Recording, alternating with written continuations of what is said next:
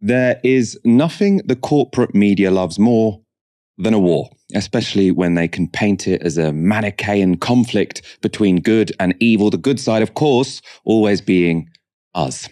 Putin, of course, is pretty easy to paint as a villain. He doesn't make it hard. And now, with tensions building between Russia and Ukraine, many mainstream outlets seem to be gagging for shots to be fired.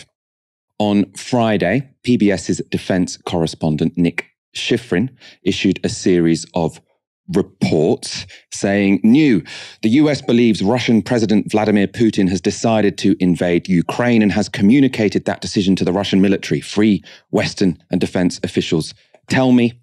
The US expects the invasion to begin next week. 6 US and Western officials tell me, as Secretary of State Antony Blinken said last night, US officials anticipate a horrific, bloody campaign that begins with 2 days of aerial bombardment and electronic warfare, followed by an invasion with the possible goal of regime change. Now, that thread got over 20,000 retweets, went very far. Understandably, very dramatic what he is suggesting there, that Putin has decided to invade Ukraine. However, less than an hour later, Schifrin had to roll back on that report. So he tweeted, asked about my earlier reporting, Jake Sullivan says the US has not concluded that Putin gave the order to invade. I would presume that at times like this, the international media ought to be a little more careful in its reporting, especially as, reports like that could influence actual events on the ground. But war sells. He got a lot of retweets. So, if that's what you're looking for, went pretty well. We can also look at some breathless headlines in the UK. This was the Mirror. They went with Countdown to War, big picture of a tank. The Daily Mail went with frantic 48 hours to save Europe from a war. And the Times, leaders in final push to avert Ukraine invasion. The Times front page, though, is less interesting because of the headline or because of anything written in that article, but more for the image. It's a 79-year-old, Valentina Konstantinovska, a Ukrainian pensioner who is now learning to use a rifle in order to, as she says, defend her home if necessary. Clips of her training have been widely circulated on many mainstream media outlets. We're going to show you how NBC reported it in a minute. But while you watch, I want you to look out for this. So this is the symbol on the soldier's uniform, and it's the insignia of the Azov Battalion, a National Guard unit of Ukraine, which has been identified as neo-Nazi. That's by a number of international organizations, including the FBI. Some communities are taking matters into their own hands. Just across from Russia, in the city of Mariupol, some Ukrainians are preparing. Basic training for the whole family, learning first aid to treat gunshot and shrapnel wounds, and weapons training. On a 7.62 caliber AK-47 is Valentina Konstantinovskaya. The 79-year-old is a retired accountant and a great-grandmother. You're about my mother's age, and I can't picture my mother laying down on the concrete learning how to fire an assault rifle. Do you think you would actually be doing this? Yes, if Putin comes, I should be able to shoot. The threat is very serious, she says, and I think every person in our country should be able to shoot from the window or on the street if the enemy comes. So it's reported as a cute grandma is out to defend her country. Now, we don't know anything about this 79-year-old, but it seems like that training involved quite a lot of people in a neo-Nazi organization. And it gets worse because it turns out that the neo-Nazi Azov unit seemed to have organized that event as essentially a press stunt, as a photo shoot, and the Western media fell for it. As Mark Ames from Radio War Nerd put it, amazing. Czech media reporting that Granny Valentina's photo op was organized by the neo-Nazi Azov Battalion, meaning a bona fide Nazi propaganda tool, is the darling of the Angloid media elites. Truly the face of Ukrainian resistance. Paul Rogers, how would you assess the media coverage of tensions between Russia and Ukraine? Do you think they are sort of getting ahead of themselves in sort of saying war is imminent? And are they being played by some quite unsavory forces in this conflict? I've no doubt that that is part of the picture. There's a huge amount of propaganda going on. Also, I think there's quite a lot of sloppy reporting. We've constantly been told that first 100,000, then 130,000 Russians troops were on the borders ready to cross into Ukraine. But in fact, even the figures and maps and things that come out from official sources don't suggest that. I mean, the BBC one basically does mention, it does show on its map, the forces that are routinely based in particular parts of southwest Russia, including Crimea over the last 2 or 3 years.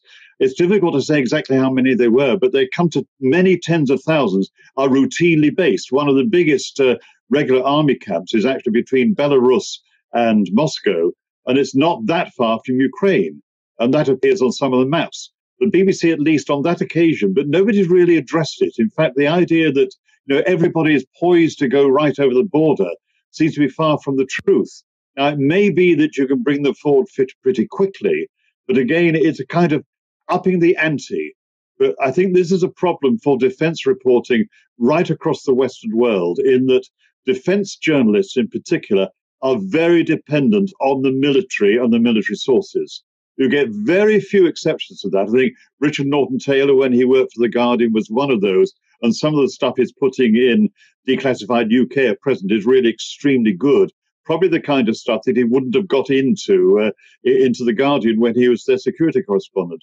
You also see that little bits and pieces come through the good old private eye, stuff which clearly a defense correspondent had come across but couldn't get into his own or her own paper. So you have that element in that the military really, to some extent, have a very relatively easy ride with defense journalists, more so than some other fields. And this is one of the ways in which, at present, if the government wants to up the ante, then it has the friends and the media to do it, particularly when it comes to military things. So that doesn't help us very much. It is also true, I'm bound to say, in the United States as well, because it does bring the other issue in, we probably don't have time to discuss, in that any kind of war or arming for war or build up to war is extremely good for the military-industrial complexes of the world, the various ones in the larger countries. I mean, this really is, Henry V, Act 2 prologue, now thrive the armourers. And essentially all being seeing that in some ways the salespeople for the different weapon systems will be very happy at what's happening. I've no doubt that the company in Russia, which makes the S-400, which is a very effective longer-range anti-aircraft missile, will be hoping, basically, that is used effectively against an American aircraft, because it will do the sales potential across the global south no end of good. I'm not being cynical here. I think this is reality. It's how the system works.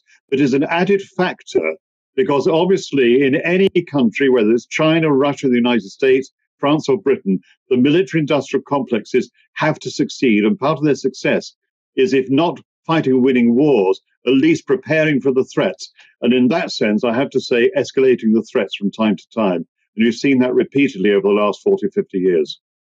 I mean, that relationship between sort of arms firms and the media is incredibly important, often quite direct. I keep seeing screenshots of people showing Politico articles where it says this piece of journalism was sponsored by Lockheed Martin, which doesn't seem like a particularly good idea.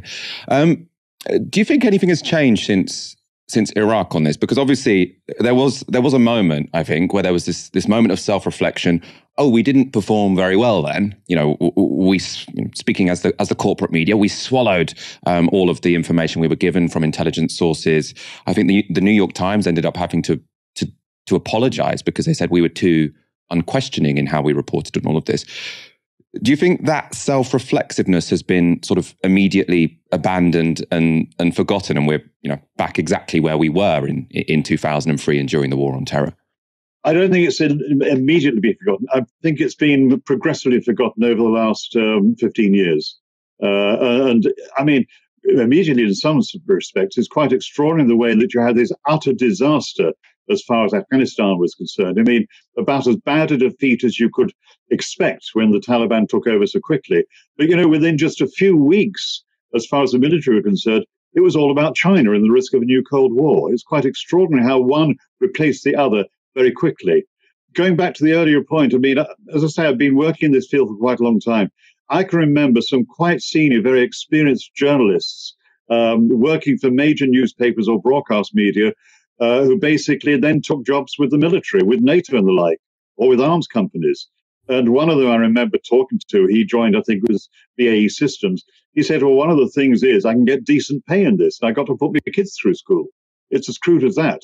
But essentially, you will get this very strong connection across the media, which, of course, from the perspective of an arms company, as any major country, is part of the name of the game. And it's as true for other areas of activity, whether it's health, education, or the rest, as it is for the defense. But I think particularly for the military, because you're dealing with areas where basically, if you're going to increase the sales potential, you have to increase the nature of the challenge of the possible risk of war, because that really works beautifully in terms of ensuring that the defense budgets stay high.